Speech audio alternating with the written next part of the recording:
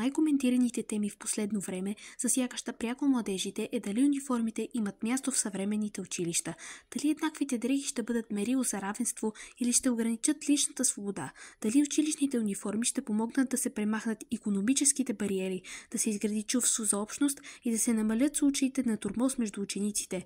Възможно ли е юношите и девойките да отстояват собствения си стил? Униформите – символ на гордост и престиж или поредният опит за налагане на рамки? Това са едни от въпросите, на които многобройни анкети и запитвания търсят отговор днес. Основният аргумент в подкрепа на въвеждането на училищните униформи е свързан с това, че по този начин в училище всички ще са равни. На първо място ще бъдат знанията на децата, а не финансовите възможности на техните семейства.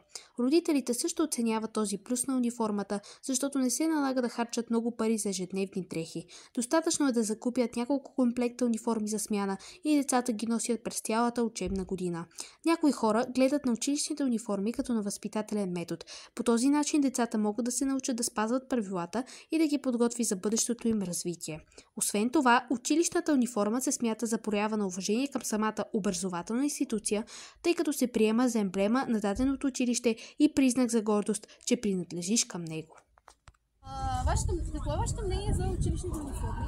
За мен това е чудесна идея и мисля, че наистина трябва да се наложат да има училищни униформи в училище. Чудесно. Да, съм.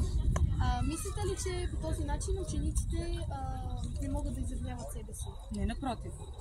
Това да изявяваш себе си не означава, че трябва да носиш училищна униформа. Напротив, училищната униформа може само да спомогне на децата по този начин да изявят себе си, а не как изглеждат. Така, моето мнение. Благодаря за отделението. Извинете, моля ли да ми... Да, вие гимназист ли сте? Да. От кое училище? От езикова гимназия Академик Людмил Стоянов. Вие знаете ли против училищните униформи сте? Аз съм за училищните униформи, защото не се налага да губя време в мислене какво трябва да се облека преди училище, а направо си слагам униформата. Например, когато съм първа смяна и се налага да ставам по-рано, не се налага да губя време, а направо униформата.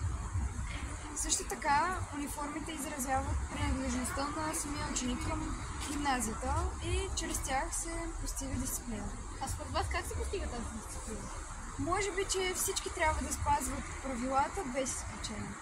Благодаря ви за отделеното време. Аз благодаря. Здравейте, имате ли минутка? Да. Аз съм от второ основно училище Димитър Благоев и провеждаме една анкета за училищните униформи. Вие гимназист ли сте? Да, от природо-математическа гимназия. Добре, вие за или против униформите? Аз съм против униформите. Според мен те лишават учениците от тяхната индивидуалност и те не могат да се изразяват така, както успяват чрез своите дрехи. Също така материята, от която са изработени, не е много удобна. Против на въвеждането на униформите аргумент често се оказва финансовата гледна точка. Много родители изтъкват, че нямат нужните средства да ги закупят. Лошото е, че трябва да купят 2 или 3 комплекта, за да може детето спокойно да ги сменя, когато се изцапат. От една страна е добре, че няма да ги закупуват много ежедневни дрехи, но за семейства с по-ниски доходи цената на униформата също може да се окаже препятствие.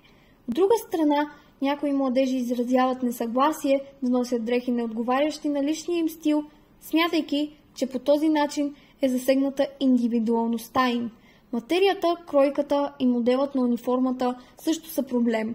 Често по-големите деца се притесняват, защото смятат, че изглеждат смешно в подобно облекло, което пък води до проблеми, свързани с самочувствието и самооценката. При по-малките пък проблемът е, че се чувстват неудобно да играят в междучасието, облечени в риза и панталон, а материите на някои униформи често не са най-добрия избор за сезона. Защото униформите преди всичко са белег на признание и престиж, че учиш в избрано училище. Че с няколко инициали и символи на джобовете или ръкавите на всеки ученик показва на обществото, че е част от съответната просветна институция, че носи нейните традиции и е горд от това. Ще успеят ли училищните униформи да осигурят така желаното равенство сред учениците? Все пак, ние сме такива каквито сме и дрехите няма да променят нашия менталитет, светоглед и ценности, както и моделът ни на вписване в средата.